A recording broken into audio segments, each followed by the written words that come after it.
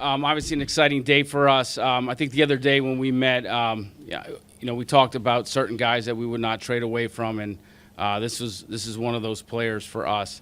The phone was ringing, and we had some serious conversations. But at the end of the day, once Derek was still there, we were excited, and it was an easy choice for us.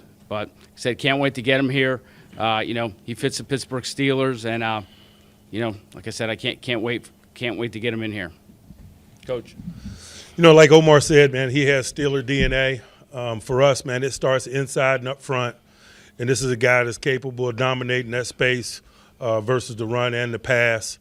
And so we're really excited about having him. As Omar mentioned, man, we weren't interested in considering trading away from him, and really excited about getting him in here and getting started. What was it?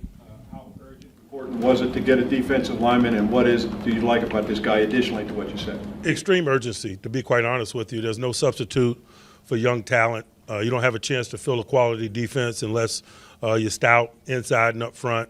And this is a young guy, man, that has an opportunity to learn from the likes of Cam Hayward and put his hand in that pile and be a significant contributor for us for years to come. Do you listen at all just in case somebody wants to blow your doors off or something, an offer? I mean, obviously you do. We were working the phones, several picks before ours, and you listen, you have to. We owe it to ourselves to listen, and you don't know how it's going to shake out, when you're 5 or 6 picks ahead. And, you obviously listen and, you weigh things, but at the end of the day, he was just one of those players we were not going to trade away from. The way the board shook out, we were starting to wonder if he might be there, because there was a little bit of a run on it. Yeah, I mean, obviously, we're watching it like you guys are, and we don't know what those other teams are going to pick, and it just worked out for us. A lot of defensive linemen, obviously, in this first class. Did you see something in Harmon that maybe stood out, specifically related to the Steelers? I just think he's been impressive at every step of the process for us. His tape was impressive. We had great visits with him in Indy. He came to Pittsburgh, man. We had a great day with him. Just with each interaction, we all got more and more comfortable with he was our type of a guy. Mike mentioned him learning from Cam Hayward. How much was Cam advocating to add Derek Garman? Cam's a team player. He wasn't really advocating for anyone, to be quite honest with you. But he's a quality leader, and I'm sure that he will take that personally. Mike, you talked about the urgency at defensive tackle. How did the way the run defense struggled down the stretch inform that urgency? The tape is the tape, and so we're behaving appropriately. You don't have a chance to have a top-notch defense unless you're smashing the run and getting after the quarterback. And this is a guy whose resume says he's capable of contributing in both areas.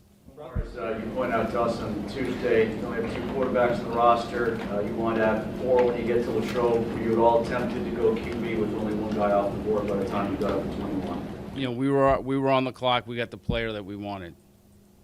Throughout the draft process, there was some noise about some medical concerns about Derek. Any red flags there when you guys met with him at all? We wouldn't have picked him unless our medical staff and we were comfortable with it. Yeah, we had him in on a pre-draft 30 visit. Had an opportunity to get our docs, him in front of our docs, and we were extremely comfortable with that component. You talked a lot recently about how you guys play a lot of sub-package football. With Derek Harmon leading college football in pressures, how much can he contribute as a 3-down type of player? I think that was one of the critical points I wanted to make. He's a big man. He's stout against the run. His resume and tape confirms that. But he's also a major threat in terms of getting after the quarterback, probably tops in this draft class in terms of interior rushman. And so, we got us a big man that's capable of being significant for us in all circumstances. And that's just, that's what you want when you're talking about first round of the draft. Obviously, he's got a lot of attractive traits, length and size and everything like that. But can you go into the football IQ part of it? It just seems like he's got it's definitely more. His intangible qualities are very attractive.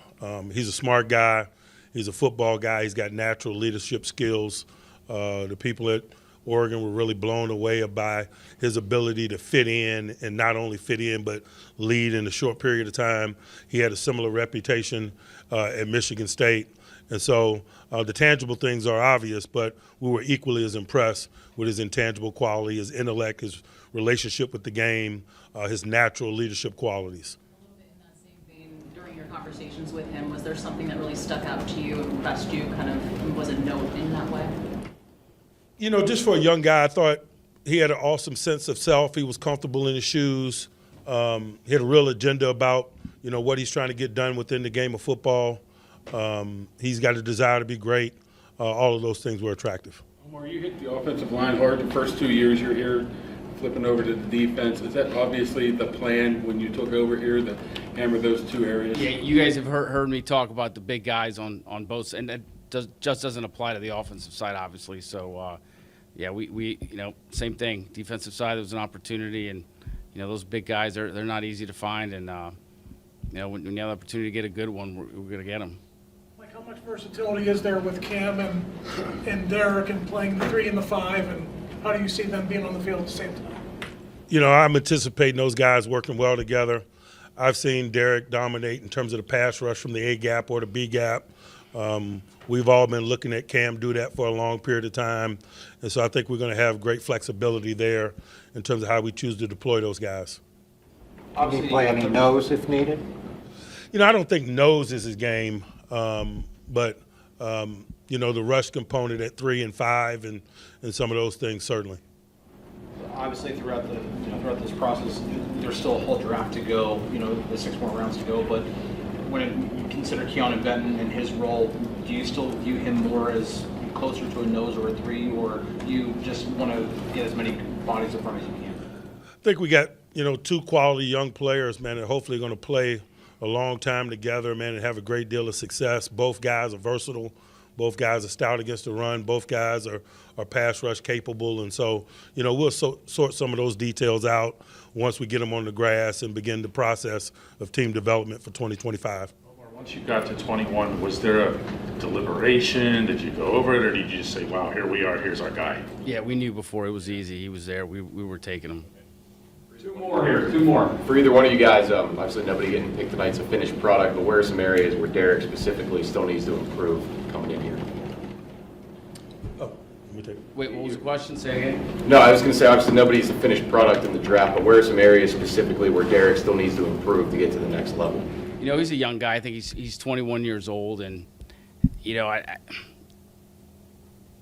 think the ceiling's really high for him, and you know, we'll see where it goes. I mean, you know, I think we could all improve at everything we do in life, but he's got a good opportunity.